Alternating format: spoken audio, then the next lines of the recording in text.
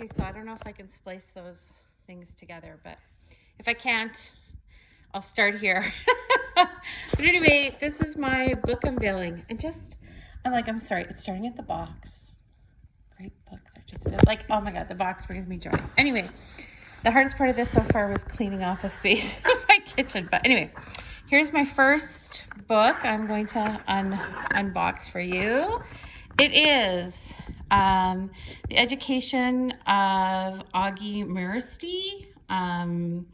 And this book came recommended if you're wanting to find out more about residential schools. And it's teeny tiny. I mean, just so you know. Yeah, it's the size of, but anyway, so I'm really excited about this book. And I'll let you know when I find out more about it. And now to the big box of treasures. Oh my gosh, this is just, you have no idea how much excitement. Oh my gosh, it's so cool. So let me tell you, I'll do them one at a time. Don't forget to breathe, Callie. Okay, so this one here. This is Maya Selvatsits. Get off, Susie. A Revolutionary New Way of Understanding Addiction. This is The Unbroken Brain. Maya, as you might know, co-wrote The Boy Who Was Raised as a Dog with Dr. Bruce Perry, who is like amazing and one of my most admired and influential people. So highly recommend Boy Who Was Raised as a Dog, and also his new book with Oprah, what I'm actually going to use as a textbook this year. But anyway, this is The Unbroken Brain, and it's about addiction. So I'm excited to read that. This one I'm really excited to show you. The Outside Circle, which is a graphic novel, and it's a graphic novel. It won the Burt Award for First Nations, Inuit, and Métis literature.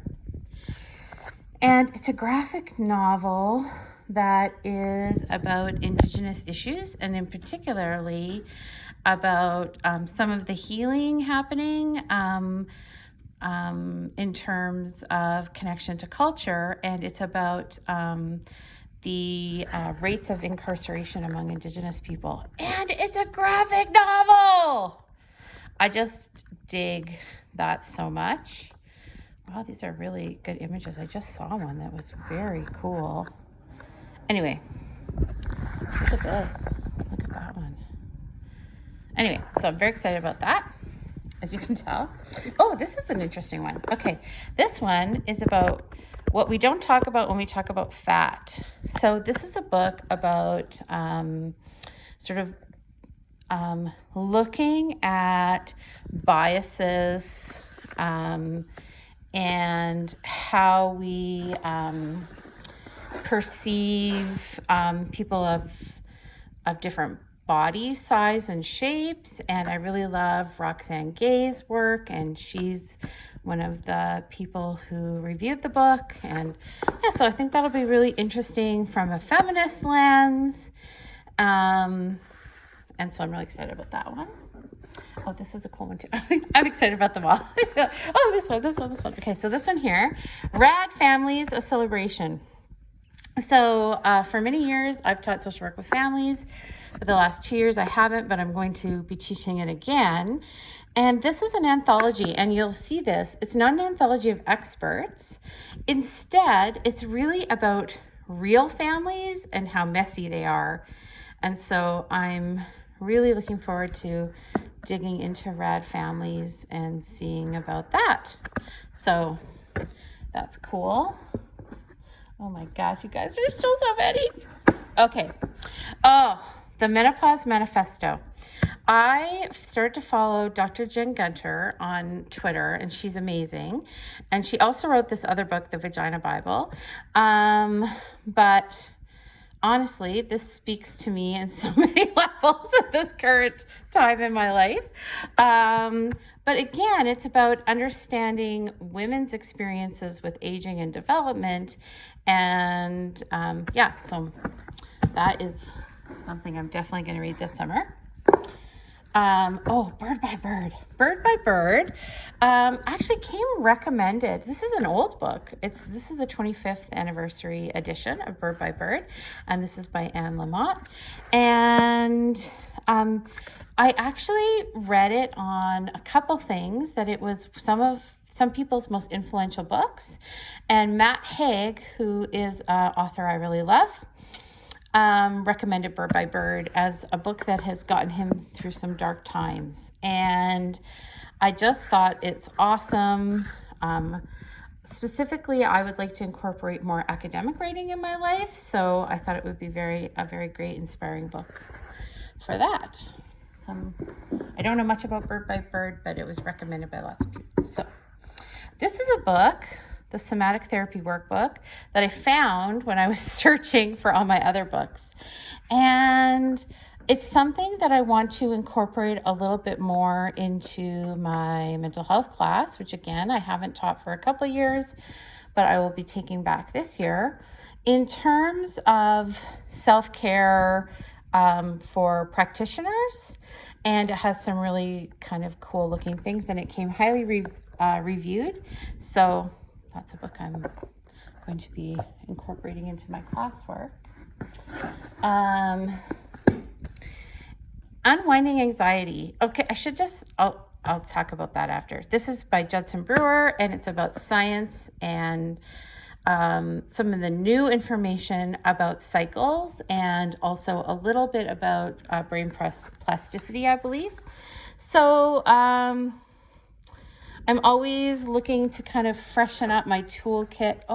This is a pet peeve for me. Have you ever had that when you bought books through Amazon or something? Because these came from Chapter, and you can see that they've been, I like my books to be perfect, so that bothers me. But anyway, that's kind of interesting that that's an anxiety book, and I'm having anxiety about the condition of the book. Anyway, we'll come back to that. I'm noticing how long this is going, so I'm gonna try to speed up a little bit. But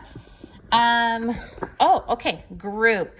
Super excited about this book. I've been a long time teacher of the social work with groups class. It's probably my favorite class to teach. But it's lovely to have some different resources and materials, and group came highly recommended, how one therapist and a circle of strangers saved my life. And I do think it's a fictional account, but I'm hoping I can utilize it in my class somehow. Those of you who have taken my class before remember my breakfast club looking at books. This is a book I've been waiting for a couple years. Dr. Karen Treisman. She does a lot of work that's very much influenced by Bruce Perry's work on neurodevelopmental trauma. And this is creative techniques and activities. I actually wanted 2 of her other books, and they currently weren't available. But this one was, so I snapped it up real quick. So these are actually hands-on tools and things that you can do with kiddos. I'm not doing clinical work right now, but I do believe I will again. And I'm also hopeful I can weave that into my mental health class, which I know I will be able to. That's a big one, so sorry, sliding it out of the way so I can do some more. Okay, How Humans Learn. How Humans Learn. And this is specifically for teaching at post-secondary. So this is Joshua R. Ayler, and I'm really interested in more and more ways that I can be effective in the classroom, and I can help post-secondary students get the biggest bang for their buck. I know I rely on storytelling as one of my sort of pedagogical approaches, and connecting through relationship, but it's good to learn some other things that you can do to help your teaching, and that they can be based in theory. So I'm excited about that one. Honestly, you guys, this is like the best summer reading for me. Oh my gosh. Okay, I keep saying I love this one, but I have been waiting for The Body Is Not an Apology. If you have not, listen to Brene Brown's chat with Sonia Renee Taylor on her podcast. It's incredible. And with The Body Is Not an Apology, there's a workbook. And I actually was floored by some of the things she was talking about with Brene on the podcast, which is why I really wanted to read the book. So love it. So excited. It's like connecting self-esteem and who you are and beliefs and empowerment to structural and economic and societal factors. Like it's a totally a social work jam, person and environment. The personal is political, all that stuff. So love it. Totally excited about that. Oh my gosh, you guys are still so much.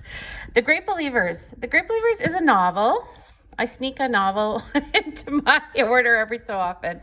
Not because I'm trying to be sneaky and buy my own books that way, but because novels to me are wonderful tools. Story is a wonderful tool to help wrap theoretical concepts together. And when I read about the Great Believers, it made me think that it might be a good class for families class. So it's about the AIDS epidemic and friends and circles. And so it made me kind of think a little bit about family and all those pieces. So I want to see if that's something that I can utilize in some of my classes. And it was a finalist for a Pulitzer Prize. Okay, I had to buy this book just based on the title. Professional Troublemaker, The Fear Fighter Manual. I love it. I love it. I love it. I love the title. This book actually was recommended on a series of books that were coming out, a series of book recommendations that were coming out on anti-oppressive practices and trying to be actively anti-racist. So this was a book that came recommended for that. And I'm just looking. Some people I like were giving it praise. I love Glennon Doyle. I don't know this person. Elizabeth Gilbert. So anyway, I'm excited to read that. And I would love to, I think that's a great title on my business card, Professional Troublemaker. I would love that. Okay, let's see. Oh, Memoirs of an Addicted Brain. I actually found Memoirs of an Addicted Brain while I was ordering all my other books, and it came highly recommended. And I love it for a couple reasons. One is it's an autobiography, but also there's a neuroscience perspective. And it actually got very, very good reviews. So I'm interested in looking at that. And of course, let's look at who gave one of the comments, Gabor Mate, the man himself. So I'm excited about that. Susie is on the counter where she's not supposed to be saying hi. Anyway, Susie, you're rotten. Okay. I'm at 13 minutes. I'll be done in 15 minutes at least. Okay.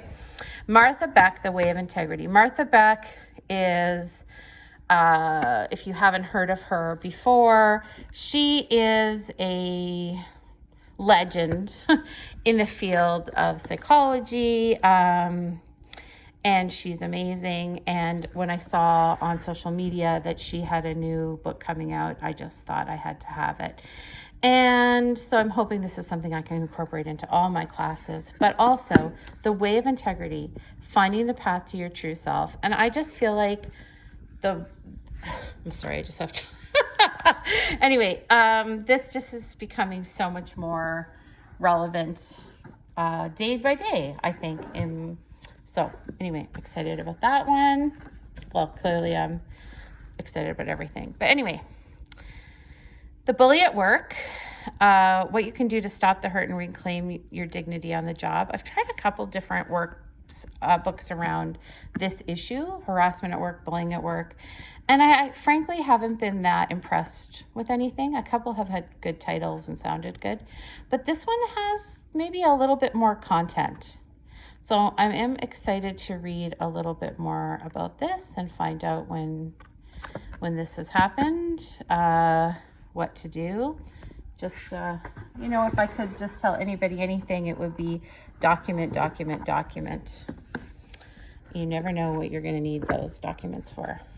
All right. My Own Blood.